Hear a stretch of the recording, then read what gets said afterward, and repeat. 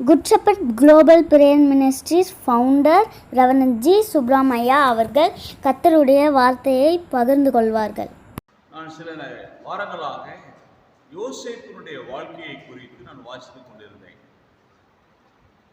யாக்கோபுடைய பிள்ளைகளிலே 12 பேர், அதில் யோசேப்பும் ஒரு மகன்.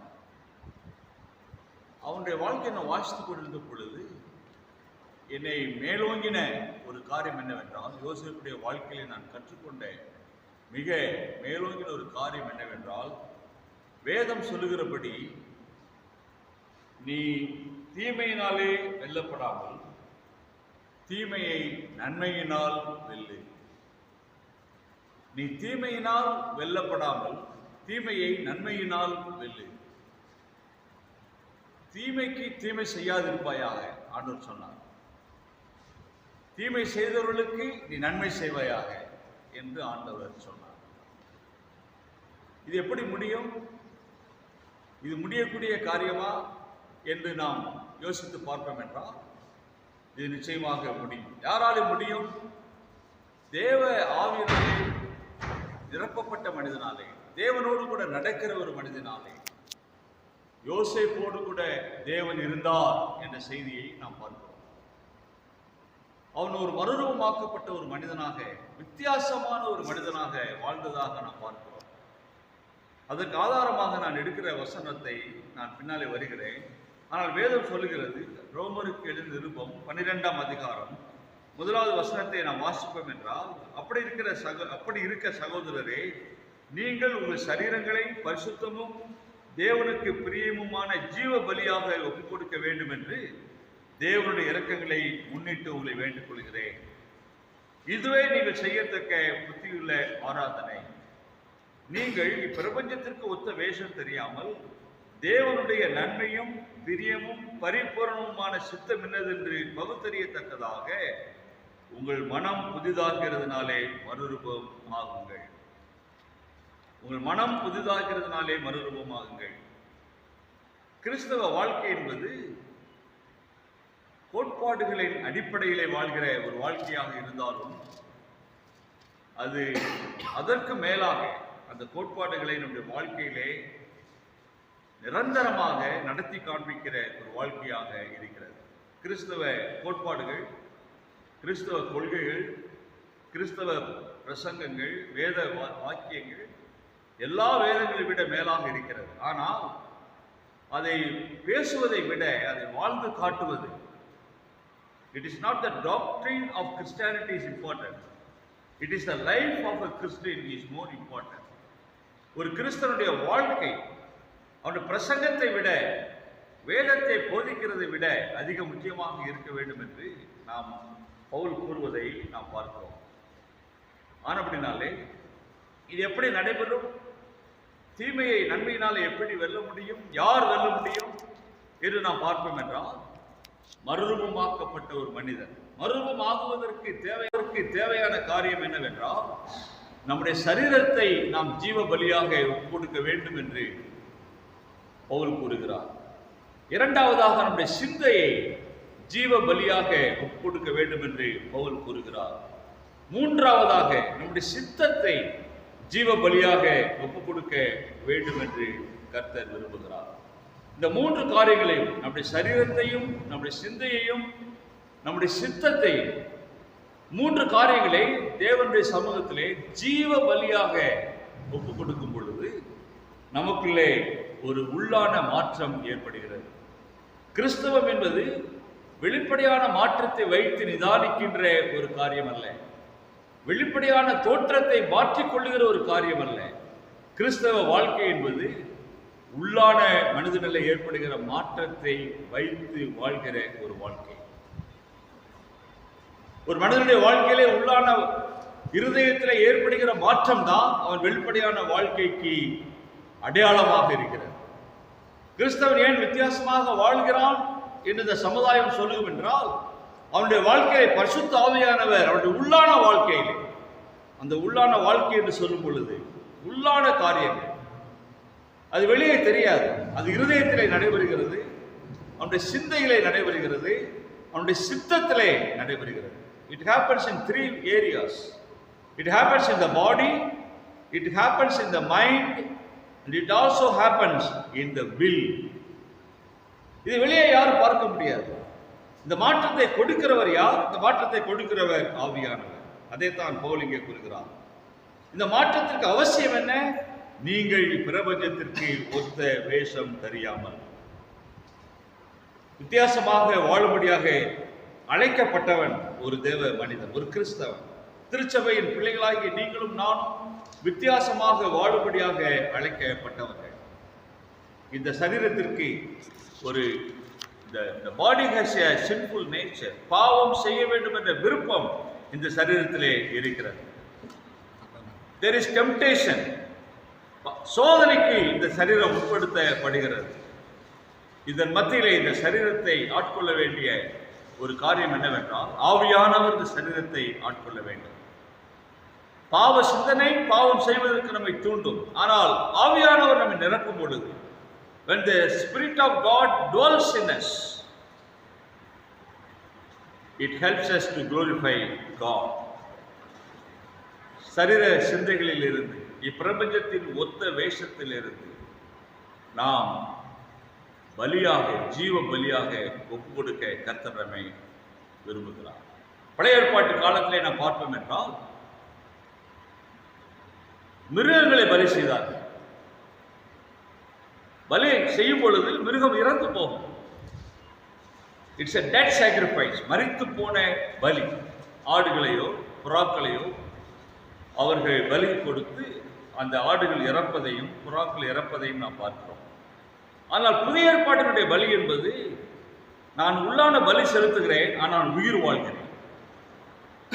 நான் ஆண்டவருக்காக என்னை அர்ப்பணம் செய்திருக்கிறேன், ஆனால் உயிர் வாழ்கிறேன். நான் மரிப்பதில்லை. I live but I sacrifice completely to God. அப்படிப்பட்ட ஒரு பலியை நீங்கள் செலுத்துங்கள். தேவனுடைய இரக்கங்களை முன்னிட்டு நான் வேண்டிக் கொள்கிறேன். இரண்டாவதாக நம்முடைய சித்தம். இந்த சித்தத்தை குறித்து நாம் அறிந்து கொள்ள வேண்டும் என்றால், நம்முடைய சிந்தை என்ன செய்கிறது என்றால், நம்முடைய சரீரத்தை ஆட்கொள்ள வேண்டும் என்று விரும்புகிறது. சிந்தை என்ன நினைக்கிறதோ அதை சரீரம் செய்ய வேண்டும் என்று விரும்புகிறது.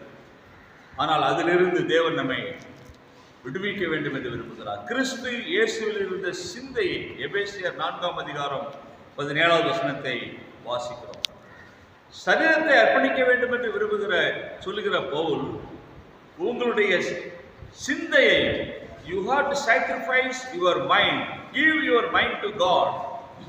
You give your mind to the control of God. The world wants to change your mind, but the Holy Spirit wants to change your real life. உங்களுடைய வாழ்க்கையை மாற்றி அமைக்க வேண்டும் என்று விரும்புகிறார். பரிசுத்த ஆவியானவர் நம்முடைய சிந்தையை மாற்றுவதற்குரிய வல்லமையை கொடுக்கிற ஆவியானவராக இருக்கிறார். ஆனபடினாலே இந்த உலகம் வேறு, தேவனுடைய பிள்ளைகள் வேறு. உலகத்தான் வேறு, தேவனுடைய பிள்ளை என்பது வேறு. உலகத்திலே வாழ்கிறவன் உலகத்தோடு கூட ஒத்து வாழ வேண்டும் என்று விரும்புகிறான். ஆனால் ஆண்டவருடைய பிள்ளையாக வாழ விரும்புகிறவன் ஆண்டவருடைய விருப்பத்தை நிறைவேற்ற வேண்டும் என்று விரும்புகிறான். He wants to fulfill and transform, மறுரூபம் அடைய வேண்டும் என்று விரும்புகிறான். அடுத்தபடியாக சித்தம். நம்முடைய சிந்தை எப்படி நம்முடைய சரீரத்தை ஆளுகை செய்கிறதோ, அதுபோல நம்முடைய சிந்தையை ஆளுகை செய்கிற காரியம் என்னவென்றால் நாம் சித்தம். The mind is different from will. சிந்தை வேறு, சித்தம் வேறு. நம்முடைய சிந்தை நம்முடைய சித்தத்தை மாற்றி அமைத்துவிடும். ஆனபடினாலே சிந்தையை மாற்றக்கூடிய கிருபை நமக்கு தேவை. என்ன சித்தம்? தேவனுடைய சித்தம் இன்னதென்று என்று வேதத்தில் நாம் பார்த்துக்கிறோம். தேவனுடைய இரக்கங்களை முன்னிட்டு உங்களை வேண்டிக் கொள்கிறேன், உங்களுடைய சரீரங்களை பரிசுத்தமும் தேவனுக்கு பிரியமுமான ஜீவ பலியாக ஒப்புக் கொடுக்க வேண்டும் என்று சொல்லுகிற பவுல், நீங்கள் பிரபஞ்சத்திற்கு ஒத்த வேஷம் தெரியாமல் தேவனுடைய நன்மையும் தேவனுக்கு பிரியமும் பரிபூர்ணமான சித்தம் இல்லை. நம்முடைய சித்தத்தை நாம் கடவுளுடைய கையிலே பலியாக கொடுக்க வேண்டும் என்று விரும்புகிறார்.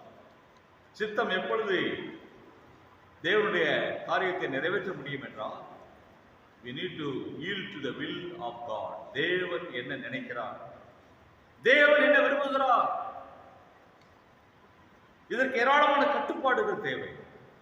In order to control our will, நம்முடைய சித்தத்தை நாம் கட்டுப்படுத்துவதற்கு நம்முடைய உள்ளான ஆவிக்குரிய வாழ்க்கையிலே ஆவிக்குரிய கட்டுப்பாடுகள் தேவை. ஆவிக்குரிய கட்டுப்பாடுகள் இல்லாத மனிதன் சீரான கிறிஸ்தவ வெற்றியுள்ள ஒரு வாழ்க்கை வாழ முடியாது. The Christian life needs a disciplined life. கிறிஸ்தவன் கட்டுப்பாடுகளோடு கூட வாழ்கிறவன். இதைத்தான் நான் செய்வேன், இதை செய்ய மாட்டேன், இதைத்தான் நான் பார்ப்பேன், இதை நான் பார்க்க மாட்டேன், இப்படிப்பட்ட ஆடைகளை தான் நான் அணிவேன், இப்படிப்பட்ட ஆடைகளை நான் அணிய மாட்டேன். இல்லை, இன்னைக்கு அநேக கிறிஸ்தவ பெண்களை நான் பார்க்கும் பொழுது கிறிஸ்தவம் எங்கே இருக்கிறது என்ற கேள்வி எனக்குள்ளாக வருகிறது. ஜாக்கெட்டை கிழிச்சு விட்டுக்கிறாங்க, கையில கிழிக்கிறாங்க, பின்னாடி கிழிக்கிறாங்க, எல்லாத்தையும் கிழிச்சு விட்டுட்டு மேடையில நின்று பாடுகிறாங்க. ரொம்ப அசிங்கமா இருக்கிறது. கிறிஸ்தவம் அதை போதிக்கவில்லை. இந்த உலகத்திற்கு ஒத்த வேஷத்தை தரிக்க வேண்டாம் என்று வேதம் சொல்லுகிறது. கிறிஸ்தவனுடைய தன்மைகள் தரம் குறைந்த நிலையிலே போய் கொண்டிருக்கிறது. நீ மற்ற உலகத்தானை விட மோசமாக ஆடை அணிய கூடாது. உலகத்தானை விட நீ மோசமான ஒரு வாழ்க்கையை வாழக்கூடாது. ஆனபடினாலே தேவனுடைய பிள்ளைகளை பிரபஞ்சத்திற்கு ஒத்த வேஷத்தை தரிப்பதில்லை. ஊழியர்களானாலும் சரி, திருச்சபை மக்களானாலும் சரி, நாம் மிகவும் கவனமாக இருக்க வேண்டும். நீங்க பாடுற பாட்டு நல்லா இருக்குது, ஆனா நீங்க your song is good, it's nice, but உங்க ட்ரெஸ்ஸை நான் பார்க்க முடியல. அரிய கிறிஸ்து என்று சொல்லக்கூடிய காலம் வந்துவிட்டது. மாற்றிக்கொள்ள வேண்டிய காலம், ஜாக்கிரதையாக இருக்க வேண்டிய காலம், மறுரூபத்தின் வாழ்க்கையை அனுபவிக்க வேண்டிய ஒரு காலம். அதை சொல்லுகிற அதே பவுல் தான் கூறுகிறார், நீங்கள் உங்களோடு கூட உங்களுடைய வாழ்க்கையிலே நீங்கள் தீமையினாலே வெல்லப்படாமல் தீமையை நன்மையினாலே என்ன செய்யுங்கள், வென்று விடுங்கள். தீமைக்கு ஒருவருக்கும் தீமைக்கு தீமை செய்யாதிருங்கள். உள்ளான வாழ்க்கையிலே மறுரூபம் அடைந்த மனிதனுடைய வாழ்க்கையின் வெளிப்பாடு, அவனுடைய கிரியைகள் எப்படி இருக்கும் என்றால், அவன் மற்றவர்களை மன்னிப்பான், தீமை செய்தவர்களை மன்னிப்பான். இது ரொம்ப கஷ்டமான காரியம். It needs lot of exercise. It will not come one day or in a month time. ஒரு மாதத்திலே வருவதில்லை, ஒரு சில நாட்களிலே இது வருவதில்லை.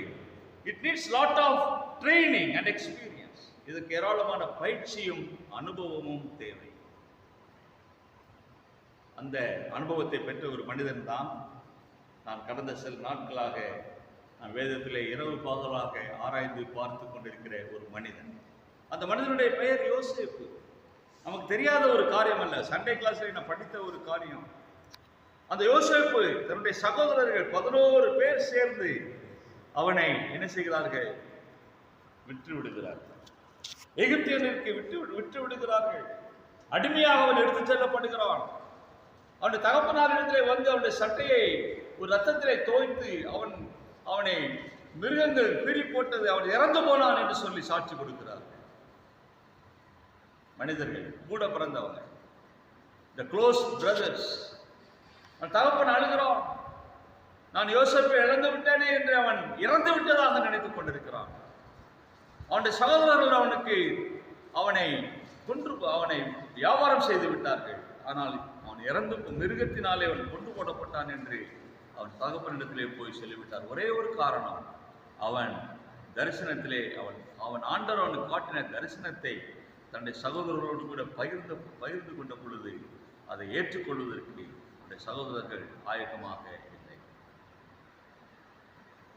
ஆனபடினால் பொறாமை நிமித்தமாக அவன் ஒரு சொப்பனக்காரன் என்று அவன் அறிந்தபடியினாலே, தரிசனம் சொல்லுகிறான் என்று அவர்கள் அறிந்தபடினாலே அவன் மேல் கோபம் கொண்டு பொறாமை கொண்டு அவனை ஒரு எகிப்தியிலே அடிமையாய் போகும்படியாக அவர்கள் வியாபாரம் செய்து விட்டு விட்டார். 20 ஆண்டுகள் கழிந்து விட்டது. 20 ஆண்டுகளாக எகிப்திலே இருக்கின்றான். எகிப்தில் அவனுடைய நிலைமை என்ன? எகிப்தின் ராஜாவாகிய பார்வோன் சொன்ன ஒரு சொப்பனத்திற்கு அவன் அர்த்தம் சொல்லுகிறான். அர்த்தம் சொன்னது நிமித்தமாக ராஜா அவனை பாராட்டி அவனை உயர்ந்த இடத்தில் அதிபதியாக வைக்கிறான். நான் இந்த நாட்டிற்கு ராஜா, ஆனால் நீதான் இந்த நாட்டை ஆள வேண்டும். நான் பெயர் அளவிலே ராஜாவாக இருக்கிறேன், but I give you full power.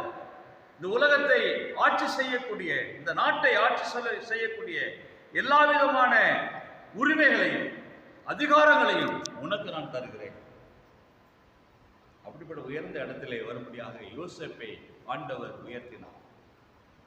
நமக்கு அந்த கதை நன்றாக தெரியும். ஆனபடினாலே அப்படிப்பட்ட சூழ்நிலையிலே நடைபெற்ற ஒரு காரியம் என்னவென்றால், தேசத்திலே ஒரு பெரிய பஞ்சம் வருகிறது. அந்த பஞ்சத்தை நிமித்தமாக எகிப்திலே ஏராளமான தானியம் இருக்கிறது. ஆனபடினாலே யாக்கோபு தன்னுடைய பிள்ளைகளை அழைத்து, நீங்கள் போய் எகிப்திலே போய் பணத்தை கொண்டு போய் கொடுத்து தானியத்தை வாங்கி கொண்டு வாருங்கள் என்று அனுப்புகிறான். இல்லை, அங்கே முதல் தடவை போய் தானியத்தை வாங்கி கொண்டு வருகிறார்கள். அப்போ அவன் நன்றாக புரிந்து கொண்டான், யோசேப்பு நம்முடைய சகோதரர் தான் வந்திருக்கிறார் என்று. இன்னொரு சகோதரர் இருக்குன்னா எங்க? Simeon, Benjamin. பெஞ்சமின் எங்கே? என்னுடைய தம்பி எங்கே இருக்கிறான்? அவன் வீட்டில் இருக்கிறான். அவன் என்னோடு வந்தா, எங்களோடு கூட வந்தால் அவனுக்கு ஆபத்து ஏற்படும் என்று சொல்லி தகப்பனார் அவனை அனுப்பவில்லை. அவன் பெயர் பெஞ்சமின். அப்படியா? வந்திருந்த 10 பேரோட ஒருத்தன் சிமியோன். அவனை பிடிச்சு வச்சுக்கிட்டு, நீங்க போய் பென்யமீனை கூட்டு வந்தா நான் சிமியோனை அனுப்புறேன் உங்களோட. மறுபடியும் தகப்பனிடத்திற்கு போகிறார்கள். சிமியோனை பிடித்து வைத்துக் கொண்டார்கள். நீங்கள் பென்யமீனை அனுப்பாவிட்டால் சிமியோனை கொண்டு வர முடியாது. தகப்பனார் கலங்குகிறார். நான் யோசேப்பை இழந்தேன், சிமியோனையும் இழந்தேன், பென்யமீனையும் நான் இழக்க வேண்டுமா என்று கதறுகிறார். கதையை நான் நீண்ட நேரம் சொல்ல வேண்டிய நிலைமை ஏற்படும். ஒரு நேரம் வருகிறது, 2வது முறையாக அவன் வந்து திரும்பும் பொழுது அவன் தானியங்களை நினைப்பி அவர்கள் கொண்டு வந்த பணத்தையும் அந்த சாக்கிலே போட்டு அவர்கள் அனுப்பும் பொழுது பென்யமீனுடைய சாக்கிலே ஒரு வெள்ளி பாத்திரத்தை உள்ளே வைத்து அனுப்புகிறார்கள்.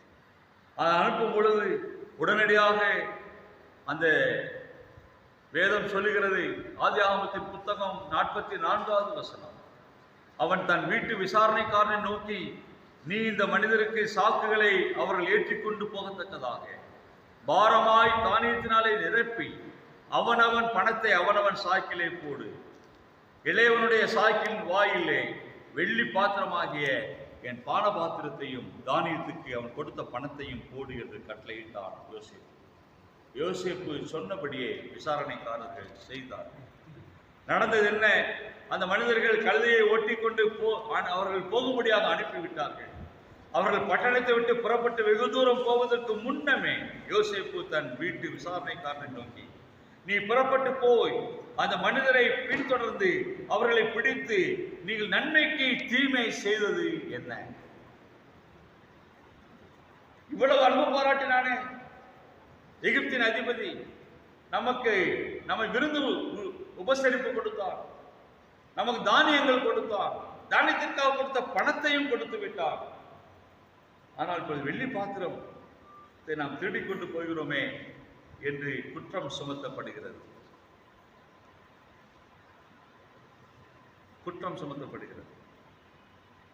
அவர்கள் பட்டணத்தை விட்டு வெகு தூரம் போவதற்கு முன்பாகவே யோசேப்பு இதை செய்தார். காரணம் என்ன?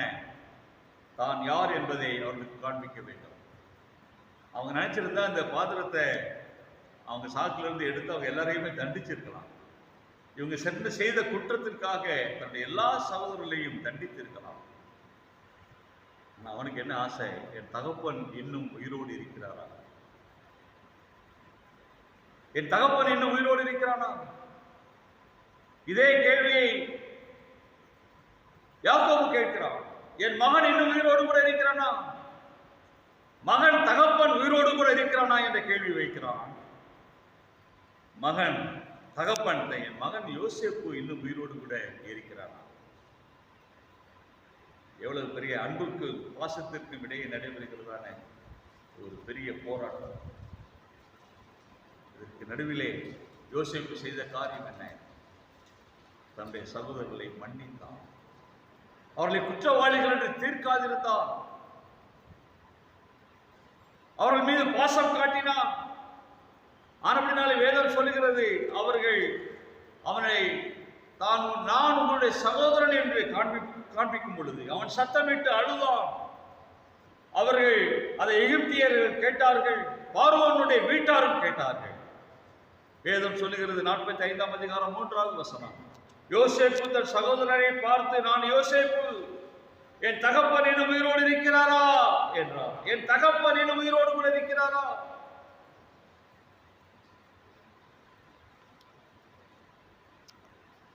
அவனுடைய சகோதரர்கள் அவனுக்கு முன்பாக கலக்கமுற்றிருந்ததினாலே அவனுக்கு உத்தரவு சொல்ல கூடாமல் இருந்தது. ஏன்னா சகோதரனுக்கு தெரியும் யோசேப்பை குறித்து தகப்பனைய யாக்கோபுக்கு என்ன வாக்கு கொடுத்திருக்கிறார்கள் என்று. யோசேப்புக்கு என்ன நடந்தது என்று யோசேப்புக்கு மட்டும்தான் தெரியும். There is only one witness. யோசேப்புக்கு தன்னுடைய சகோதரர்கள் செய்த காரியம் இந்த உலகத்தில் யாருக்கும் தெரியாது, தகப்பனுக்கும் தெரியாது. அவருடைய சகோதரர்களுக்கும் அதற்கு சாட்சியாக இருக்கிற யோசேப்புக்கு மட்டும்தான் தெரியும். அப்பொழுது யோசேப்பு தன் சகோதரரை நோக்கி, என்கிட்டே வாருங்கள் என்றார். நீங்கள் எனக்கு விரோதமாக குற்றம் செய்தபடியினாலே தூரமாக இருக்கவில்லை, நீங்கள் என்கிட்ட வாருங்கள். அவர்கள் கிட்ட போனார்கள். அப்பொழுது நீங்கள் எகிப்துக்கு போரிடத்தில் விட்டு போட்டவன் சகோதரனாகிய யோசேப்பு நான் தான். என்னை வித்தீங்களே, இப்ப நீங்க சரியா மாட்டிக்கிட்டீங்க, உங்களுக்கு நான் தண்டனை கொடுக்க முடியும். நீங்க தானியத்தை எடுத்துட்டு போறீங்க, பணத்தை எடுத்துட்டு போறீங்க, என்னுடைய பான பாத்திரத்தையும் எடுத்துக் கொண்டு போகிறீர்களே, நீங்கள் திருடர்கள் என்று சொல்லி அவர்களை மறுபடியும் சிறையிலே அடைப்பதற்கு அதிகாரம் பெற்ற யோசிப்பு. எனக்கு அதிகாரம் இருக்குன்னு சொல்லி பழி வாங்க வேண்டிய நேரத்தில் யாரையும் பழி வாங்க கூடாது. பழி வாங்குறதுக்கு அவங்க உட்பட்டவர்கள் தான். ஆனால் அந்த நேரத்தை ஒரு நல்ல கிறிஸ்தவன் அன்பு செலுத்துவதற்கு பயன்படுத்த வேண்டும். இது சாதாரண காரியம் அல்ல. தீமைக்கு நன்மை செய்வது என்பது சாதாரண காரியம் அல்ல. யோசேப்பு அழுதான். நாட்டிலே பெரிய பஞ்சம் இருக்கிறது. அந்த பஞ்சத்திலே தன்னுடைய எகிப்து தேசத்திற்கு, தன்னுடைய தகப்பனுடைய வீட்டாருக்கு, தன்னுடைய தேசத்து மக்களுக்கு, தன்னுடைய குடும்பத்தாருக்கு எகிப்திலிருந்து தானியங்களை எவ்வளவு வேண்டுமோ அவள் எடுத்து செல்லுங்கள். தானியம் விளையும் பொழுது வேதம் சொல்கிறது, எகிப்திலே ஏராளமான தானியங்களை அவன் சேமித்து வைத்தான். பஞ்சகாலம் வரும், இப்படிப்பட்ட ஒரு சூழ்நிலை வரும். ஆனப்படினாலே என் தேசத்து மக்களுக்கு ஆகாரம் தேவை என்று he was a great administrator. He was a great leader. He was a very good son to Jacob, Israel. தன்னுடைய தகப்பனுடைய வீட்டாருக்கு அவன் உதவி செய்தான். இல்லை, அவன் சொல்லுகிறான், நீரும் உம்முடைய பிள்ளைகளும் அவர்களுடைய பிள்ளைகளும் உம்முடைய ஆடு மாடுகளும் உமக்கு உண்டாயிருக்கிற யாவரோடு கூட கோசேன் நாட்டிலே வாசம் பண்ணி என் சமீபத்தில் இருக்கலாம். இதோ உங்களோடு கூட பேசுகிறவன் என் வாய்தான் என்பதை உங்கள் கண்களும் உங்கள் தம்பியாகிய பென்யமீன் கண்களும் காண்கிறது. நீங்க எல்லாரும் பார்க்குறீங்க, இந்த சகோதரனாகிய சீக்கிரமாய் இடத்திலே கொண்டு வாங்க. என் தம்பியாகிய பென்யமீன் கழுத்தை கட்டிக்கொண்டு அழுதான். பென்யமீனும் அவன் கழுத்தை கட்டிக்கொண்டு அழுதான். அருமையான தேவனுடைய பிள்ளை, தீமை செய்தவனுக்கு பதிலாக நன்மை செய்யும் பொழுது ஏற்படுகிற காரியம், it's a time of reconciliation. It is a time of forgiveness. It is a time of accepting one another. It is a time of not quoting what has happened in the past. கடந்த காலத்தில் என்னுடைய வாழ்க்கையில் நீங்கள் எனக்கு இப்படி செய்தீர்களே என்று சொல்லவில்லை. நீங்கள் என் சகோதரர். இந்த செய்தியை கொண்டு போய் யாக்கோபிடத்திலே சொல்லும் பொழுது, அப்பொழுது இஸ்ரவேல் என்ற யாக்கோபு, என் குமாரனாகிய யோசேப்பு இன்னும் உயிரோடு இருக்கிறானே, இது போதும். நான் மரணமடை முன்னே போய் அவனை பார்ப்பேன். 20 ஆண்டுகளுக்கு முன்பாக அவன் மரித்து போனான். மிருகங்கள் அவனை தீண்டிவிட்டது என்ற செய்தியை கேள்விப்பட்ட யாக்கோபுக்கு இப்பொழுது செய்தி வருகிறது, அவன் யோசேப்பு தான், என் மகன் தான். என்ன சிறப்பான குணாதிசயம்! தீமைக்கு தீமை செய்ய.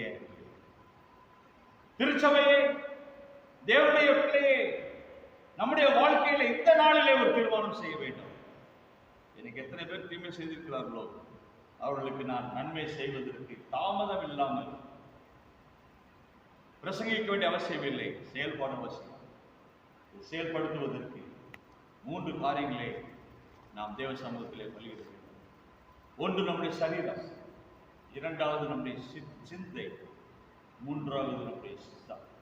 இந்த 3ஐயும் ஜீவ பலியாக தேவ சமூகத்தில் அர்ப்பணம் செய்யும் பொழுது ஒரு மறுரூபமான ஒரு வாழ்க்கை. It's a transformed life. It is a different life. அது ஒரு வித்தியாசமான வாழ்க்கை, மறுரூபமாக்கப்பட்ட வாழ்க்கை, நமக்கு விரோதியை நேசிக்கிற ஒரு வாழ்க்கை. இப்படி ஏராளமான இது ஒரு காரியம். There are 1001 things. ஆயிரமான காரியங்கள் கிறிஸ்தவனுடைய வாழ்க்கையில் அபியாசப்படுத்த வேண்டியது அவசியமாக இருக்கிறது. துர்ச்செய்தி, என் மகன் காணவில்லை. துர்ச்செய்தி, என் மகன் மரித்து போனான். துர்ச்செய்தி, அவன் இல்லை. நற்செய்தி, அவன் இன்னும் உயிரோடு கூட இருக்கிறான். அவன் இன்னும் உயிரோடு கூட இருக்கிறான். உயிரோடு கூட இருந்தது மாத்திரமல்ல, அவன் தன்னுடைய சகோதரர்களை மன்னித்தான், நன்மை செய்தான், பழி வாங்கவில்லை. கடவுளுடைய அன்பை அவன் பிரதிபலித்தான், சகோதர பாசத்தை அவன் காட்டினான். He was a compassionate brother. He loved his brother. He did not use the opportunity to punish them. அன்பானவர்களே, இந்த மாதம் முழுவதும் இதை நாம் பிராக்டிஸ் பண்ண. I am trying to practice several of these disciplines. ரொம்ப கஷ்டப்படுறேன், ஆனால் சந்தோஷப்படுறேன். இல்லை, உலகத்தில் கிடைக்கிற சந்தோஷத்தை காட்டிலும் பிறருடைய பாவங்களையும் குற்றங்களையும் மன்னித்து அவர்களுக்கு தீமை செய்வதற்கு நன்மை செய்யும் பொழுது கிடைக்கிற சந்தோஷம் நிலையானது, நிரந்தரமானது, மகிழ்ச்சியானது. இந்த வார்த்தைகளோடு கூட இந்த காலையிலே செய்தியை நான் நம்முடைய வாழ்க்கையிலே நாம் இன்னும் யாரையாவது மன்னிக்காமல் இருப்போம் என்றால் மன்னிப்போம். அன்பு செலுத்தாமல் இருப்போம் என்றால் அன்பு செலுத்துவோம். தீமை செய்தவர்களை தேடி பிடித்து நன்மை செய்வதற்கு நாம் முற்படுவோம். கிறிஸ்துவின் அன்பையும் கிறிஸ்துவின் போதனைகளையும் நம்முடைய வாழ்க்கையிலே வெளிப்படுத்துவோம். அதற்கு ஒரு வாழ்க்கையை மறுரூபமாக வேண்டும். பிரபஞ்சத்துக்கு ஒத்த வேஷம் தெரியாது. தேவனுக்கு பிரியமானவர்களாக நாம் வாழ்வதற்கு ஜீவ பலியாக கர்த்தர் தாமே நம்மை ஆசீர்வதிப்பாராக. தலைவனைக்கு நாம் ஜெபிக்கிறோம். அன்புள்ள ஆண்டவரே, இந்த நல்ல கால வேலைக்காக ஸ்தோத்திரம். தீமைக்கு தீமையை செய்யாதபடி தீமையை நன்மையினால் வெல்லுங்கள் என்று போதிக்கிறேன். அதைத்தான் பவுலும் போதிக்கிறதற்காக ஸ்தோத்திரம். அதை வாழ்ந்து காட்டின அநேக மனிதர்களிலே மேன்மையான ஒரு மனிதனாக இயேசு கிறிஸ்துவுக்கு அடுத்தபடியாக யோசேப்பு இருப்பதற்காக ஸ்தோத்திரம். பிதாவே, இவர்களுக்கு மன்னியும், இவர்கள் செய்வது என்னதென்று அறியாமல் இருக்கிறார்கள் என்று சொல்லி உம்முடைய விரோதிகளை, உம்மை சிலுவையிலே அடித்தவர்களை நீர் மன்னித்த தேவன். You are a God of forgiveness. You have shown the mercy upon the people who have nailed you on the cross. What a beautiful, compassionate, forgiving God. உமக்காக நன்றி கூறுகிறோம். அந்த சகோதரர்கள் ஆண்டவரே தனக்கு விரோதமாக எத்தனையோ காரியங்களை செய்தார். 20 ஆண்டுகளுக்கு பிறகு அவர்களை மன்னித்து அவர்களை கட்டி தழுவி முத்தம் செய்து ஆண்டவரே அவர்களை ஏற்றுக்கொண்ட யோசேப்புடைய வாழ்க்கையை நாங்கள் கொஞ்சமாவது வாழ பரிசுத்த ஆவியானவரே இந்த காலையிலே கிருபையிட்டார். செய்தியை கேட்கிற மக்கள் ஒவ்வொருவரையும் ஆசீர்வதியும். இயேசு கிறிஸ்து மூலம் தாழ்மையோடு ஜெபிக்கிறோம் நல்ல பிதாவே.